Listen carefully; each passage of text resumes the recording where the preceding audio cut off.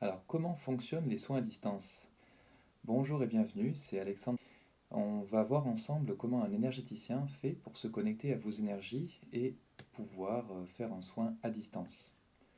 Alors, dans un premier temps, on va faire un rappel de ce que l'on est, chacun d'entre nous, et on va voir ensuite comment ça fonctionne. Alors, tout d'abord, je vous partage donc les informations que j'ai concernant tout ce qui est énergétique, spirituel, pour expliquer le lien qu'on peut faire avec tout un chacun lorsqu'on est énergéticien pour faire un soin à distance. Alors, on voit ici le corps du guérisseur qui se situe à distance, celui du patient. Comment va-t-on faire du coup pour se connecter aux énergies du patient? Alors, on va faire tout un cheminement, je vais vous l'expliquer pour le coup, pour ceux qui ne connaissent pas ce principe. Donc, le guérisseur a ses propres corps subtils, comme celui du patient.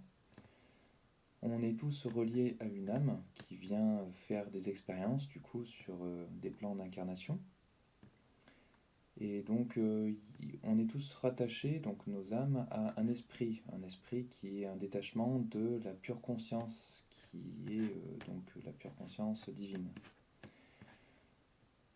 Donc l'esprit est lui-même en lien avec notre moi supérieur, qui est la meilleure version de nous-mêmes après tout un tas d'expériences, dans la matière notamment. Et donc le moi supérieur est rattaché donc à une parcelle divine, c'est-à-dire une parcelle de Dieu, ce qu'on appelle le Dieu ou le grand tout. Euh, et donc on est en lien tous avec la Trinité, donc Dieu, le Saint-Esprit, la pure conscience. Et ce qui fait qu'en fait on est tous un, on ne s'en aperçoit pas, surtout sur le plan incarné où on est. Et c'est fait exprès, c'est fait pour qu'on puisse vivre nos incarnations et expérimenter dans la matière sans se souvenir de qui on est. Donc pour faire des soins à distance, en fait, tout simplement, il faut savoir ce qu'on est et donc en conscience, on va pouvoir se connecter aux énergies de quelqu'un d'autre. Donc c'est le cheminement qu'on fait, hein, on monte en fait dans notre conscience pour retrouver qui on est et se connecter aux énergies de quelqu'un d'autre. Alors pour ceci, bien sûr, il faut avoir son accord, hein, sinon c'est ce qu'on appelle de la magie noire. Alors pour travailler du coup sur les corps énergétiques et le corps physique du patient, on va donc du coup faire tout un cheminement. On va monter en vibration donc avec notre conscience pour remonter sur ce qu'on est de plus grand et ensuite redescendre et se connecter aux énergies de quelqu'un d'autre. Alors quelques conseils pour bien préparer le soin et qu'il se passe dans les meilleures conditions possibles pour vous. Alors il va falloir être disponible pour recevoir ce soin. Le mieux, c'est de prendre un temps pour vous lorsque vous allez recevoir ce soin et en conscience de vous dire je suis dans la réception de ce soin. Donc de vous ouvrir à ça. Donc ensuite, il va falloir, si possible, être bien reposé. Donc à part si vous avez des problèmes de sommeil, il vaut mieux être en pleine forme pour recevoir le soin. Donc ensuite, il faut de préférence être au calme, donc de préférence être seul, dans une pièce par exemple au calme. Donc vous pouvez mettre aussi de la musique de méditation, une musique quelconque qui vous détend, qui vous permet de vous sentir bien. Donc il y en a des gratuites hein, qui existent sur YouTube notamment. Ensuite, il faudra donc ne pas consommer d'alcool ni de drogue et éviter si possible une digestion lourde. Donc faites attention à ce que vous mangez avant. Donc ensuite, il faudra veiller à rester dans de bonnes énergies. Donc c'est-à-dire ne pas visualiser des images violentes ou des lectures même hein, qui soient stressantes ou violentes.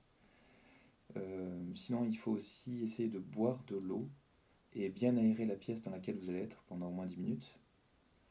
Ensuite, il vaut mieux être dans un lieu qui est épuré, qui est bien rangé, ordonné, sans perturbation électromagnétique. Donc vous ferez attention à bien éteindre votre Wi-Fi, Bluetooth, 3G, etc.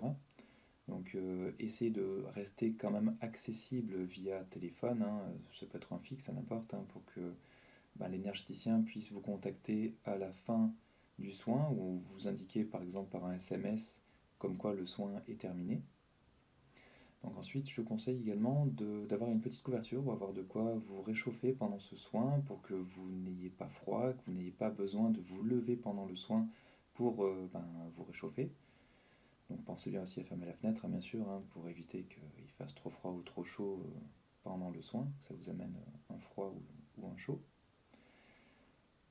Sinon, donc, pendant le soin, vous pouvez également prévoir une petite bougie ou de l'encens pour améliorer l'ambiance et pour purifier le lieu. Donc pour ça, un encens classique suffit, ou sinon vous pouvez utiliser par exemple du benjoin. Donc, pendant le soin, je conseille donc du coup de choisir une position qui vous convient, dans laquelle vous allez vous sentir à l'aise. Donc veillez à ne pas croiser les jambes ni les bras. Essayez donc de préférer une position assise ou allongée, donc les bras le long du corps. Donc soyez bien détendu. Il faut que vous soyez à l'aise et détendu. Donc ensuite, si ce n'est pas encore fait, n'oubliez pas d'éteindre vos appareils électroniques, ou en tout cas tout ce qui peut vous influencer pendant ce soin. Donc il ne faut pas bien sûr que vous ayez quelque chose sur le feu ou ce genre de choses. Alors moi je conseille aussi de fermer les yeux, mais bon, chacun fait ce qu'il souhaite, parce que potentiellement vous pouvez avoir des images ou des choses qui vont vous arriver pendant ce soin, des sensations, des informations. Donc je vous conseille de bien observer ce qui va être, essayez de le retenir, mais vous pouvez les observer sans jugement. Vous les regardez avec détachement, un peu de loin, et concentrez-vous plutôt sur votre respiration. Donc on inspire et on expire les mauvaises énergies en dehors de nous. Donc après, vous allez laisser vos sentiments ressortir et les accueillir. Il faut pas essayer de les repousser. Laissez-les arriver. C'est pas pour rien qu'elles vont arriver. Il y a des choses que vous allez devoir travailler potentiellement et les faire ressortir. Donc si vous avez eu des envies de pleurer, de bâiller, de rire, de crier, alors allez-y. Tant mieux, vous êtes dans une position, dans une pièce où vous êtes au calme, c'est le moment. Donc ça va vous permettre d'évacuer certaines mauvaises énergies. Et si vous souhaitez vous endormir, ou si vous endormez, il n'y a aucun problème à ça, hein. Donc évitez surtout pendant ces soins de faire une activité comme par exemple faire du ménage, de dîner, de conduire, d'avoir une relation sexuelle, d'envoyer vous-même de l'énergie sur vous ou sur quelqu'un d'autre. Et évitez de vous lever pour aller boire un verre d'eau. Donc c'est pour ça qu'il vaut mieux boire avant de faire le soin. Donc bien sûr, il faut éviter de sortir en boîte ou de faire ce genre de choses, et ne pas répondre au téléphone. Il vaut mieux se déconnecter pendant les soins de tout échange humain ou virtuel. Donc après le soin, il faudra attendre le temps nécessaire pour vous relever. Prenez votre temps. Vos corps sont en train de se resynchroniser, donc il faut y aller doucement. Buvez de l'eau, ou ça peut être aussi un thé de bonne qualité. Indiquez-nous quand vous voulez, c'est pas urgent, ce que vous avez ressenti, ce que vous avez pu voir, si tout s'est bien passé, et de l'évolution que vous allez pouvoir constater donc suite à ces soins. Et évitez bien sûr après un soin de reprendre tout de suite une activité stressante. Donc vous avez un certain sentiment de légèreté très certainement, donc profitez-en. Et évitez aussi de prendre le volant suite à un soin. Surtout si vous êtes dans ce genre de contexte où vous vous sentez un petit peu léger, un peu comme dans du coton. Donc après le soin, bien sûr, il est fortement déconseillé de consommer de l'alcool, des drogues pendant les 24 heures qui suivent le soin.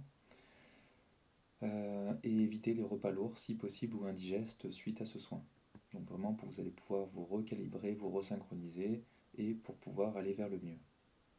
Voilà, merci de nous avoir suivis. N'oubliez pas de mettre un pouce, s'il vous plaît, pour nous encourager à mettre plus de contenu de ce type, et de vous abonner si vous êtes intéressé par nos vidéos. Merci.